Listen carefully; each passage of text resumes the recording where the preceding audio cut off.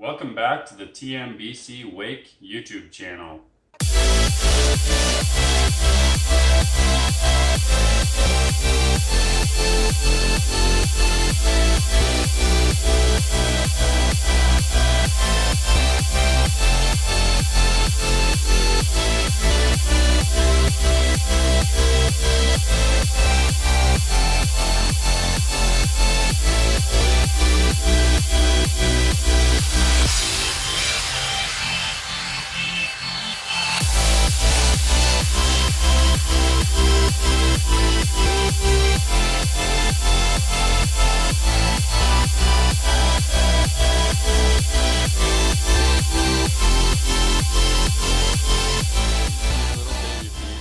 As you can see, temperatures at the lake are getting pretty cold.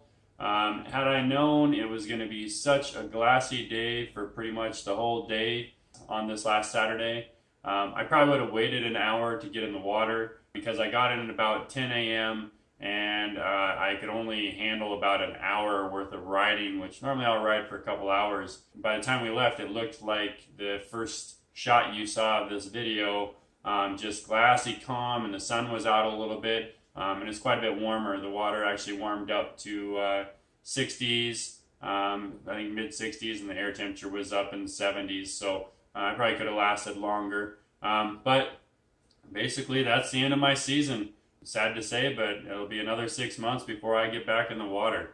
I'll go ahead and share some riding clips of the set that I had.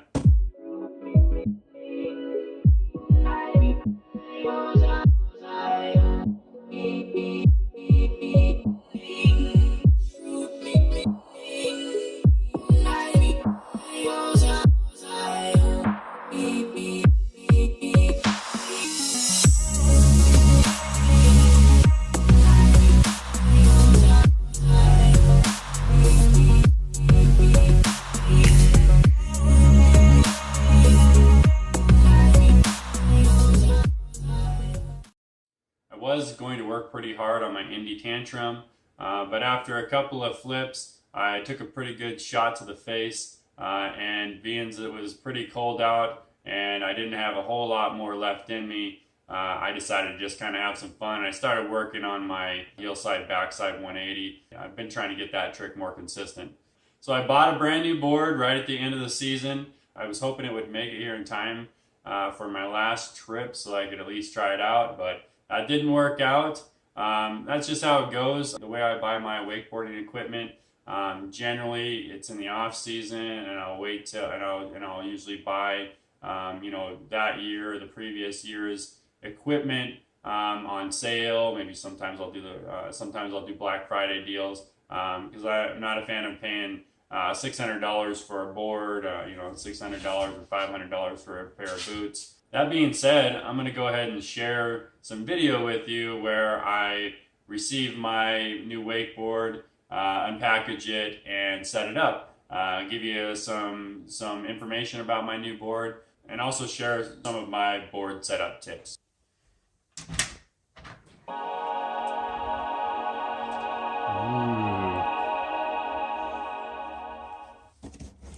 Alright, so when it comes to wakeboarding, I prefer Ronix for my boots and my board. Mostly my boots. My boots I'm very particular on. I love the way the Ronix boots feel. Very comfortable. I don't have any ankle problems. Very good support. Very good response. But I've been riding the Ronix One Time Bomb for a little while now. I've had the 2013 model. What you see there on the floor with my boots on it is my 2015 Ronix One Time Bomb, and now I've just purchased the 2018 Ronix One Time Bomb.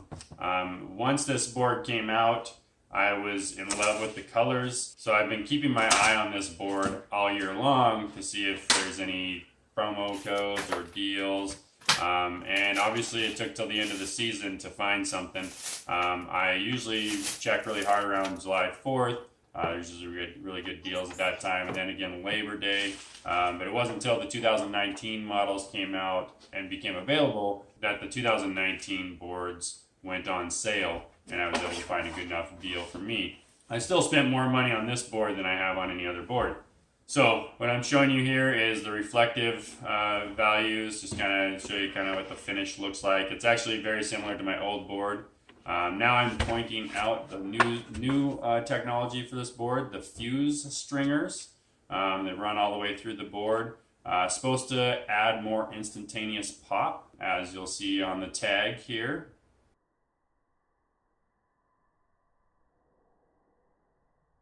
The boots I have I purchased last off season, and they are the 2017 Ronix One boots. The Flash, I believe, I can't remember exactly, Polar Flash, I think the Polar Flash or something to that effect.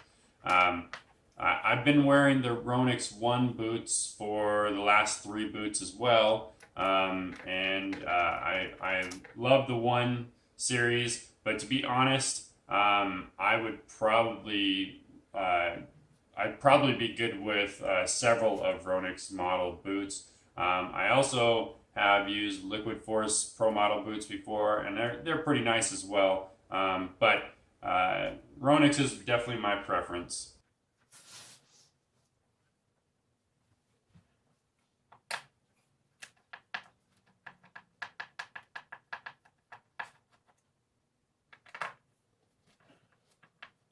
Maybe someday Ronix will take notice and sponsor me.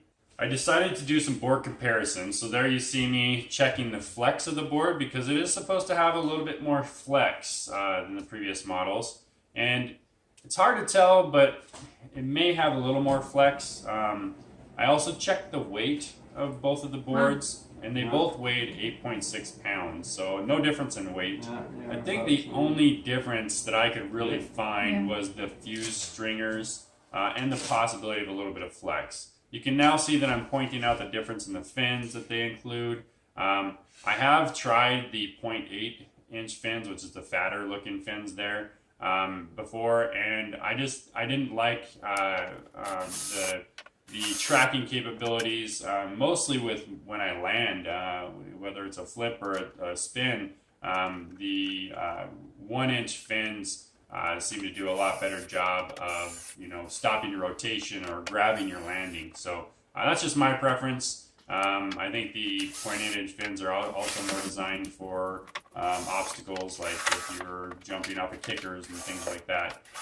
But here I am mounting up the fins I prefer because it comes with the 0.8 inch fins mounted.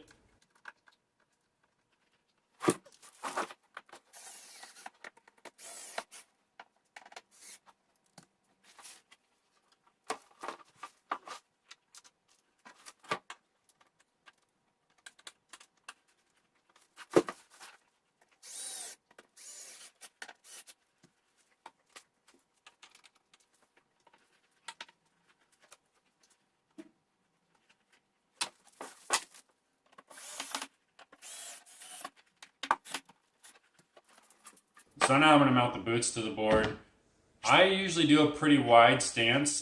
This board is the 146, which is one of the biggest or longest boards you can get in the Ronix lineup, and of most brands. And because of that, I am doing the center mounts. There's 3 different mounts, and I'm doing the center mounts. If I was riding the 142, I would probably do the outside mounts. The wider the stance, the better your ability to land, and land with your knees bending properly. Now you can see that I'm pointing to what degree I duck my feet out. So I'm right in between 9 and 12. How far you duck your feet out really is a preference. I definitely suggest you duck them out at least a little bit. It shouldn't just be straightforward, and you shouldn't have one ducked out and another one not ducked out. Even as a beginner, you want to start with your feet the way that they should be. That way, as you learn, you don't have to correct bad habits. So generally, the best way to determine how far out you should duck them is to stand how you would stand normally or how you'd walk normally. And if your feet are slightly ducked out or more ducked out, that's how you should mount your bindings, is according to how you normally stand or walk. Now you see that I'm just noticing that there's actually a couple of fuse stringers on the outside edges of the board in the middle as well. So that's my new board. It's too bad that I didn't get to try it out before the end of the season. That's okay, because it will be nice to start fresh with a brand new board in the beginning of the season and get used to it.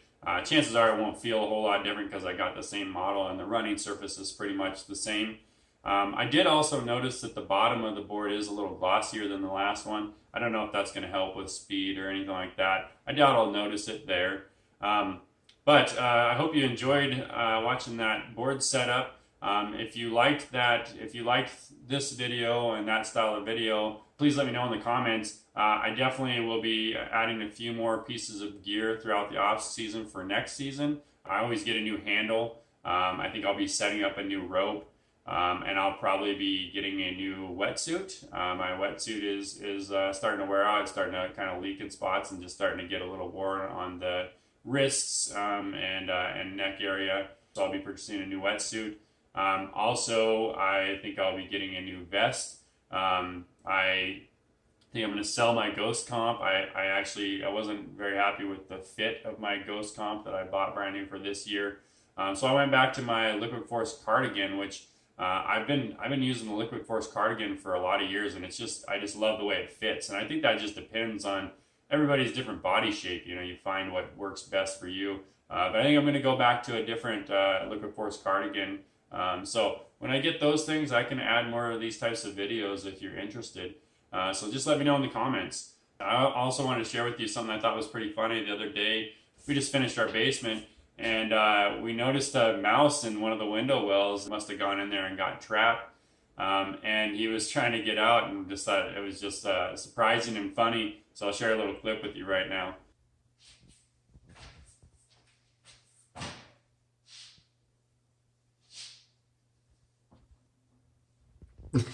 That was awesome.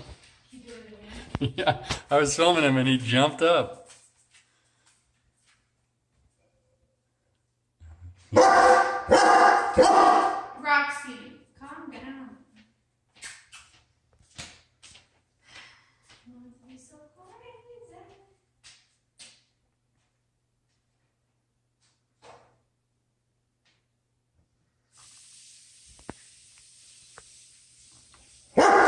Roxy.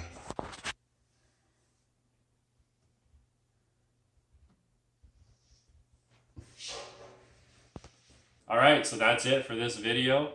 Again, I do have some video ideas coming up. I'm going to be doing my boat winterization here pretty soon, and that'll probably be my next video.